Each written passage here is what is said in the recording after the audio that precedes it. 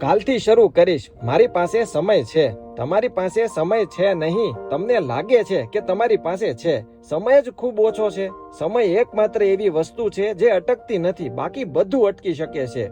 કેમ છો મારા વાલા મિત્રો? હું સંજય દવે. આજે છે મારા ચેલેન્જનો દિવસ નંબર 26. આજનો દિવસ રહ્યો વરસાદી અને ખૂબ જ ચેલેન્જિંગ. વહેલી સવારે વરસાદે ધમાકેદાર એન્ટ્રી લીધી. ઘરમાં પાણી ઘૂસી ગયું. પવને પણ પોતાની હાજરી નોંધાવી. જોકે જીવન છે ને, ચાલ્યા કરે.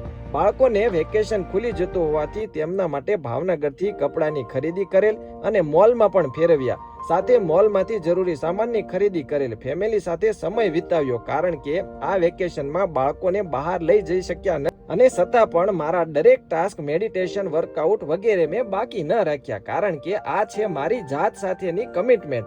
આજના વાંચનની શીખ: સમય કદી અટકતો નથી. જો કંઈ રોકાય છે તો એ આપણે છીએ. સમયની કિંમત સમજો, નહીં તો સમય તમારી રાહ નહીં જુએ. જો તમે આ વાત સાથે સંમત છો તો કોમેન્ટમાં યસ લખો અને ફોલો પણ કરી લેજો.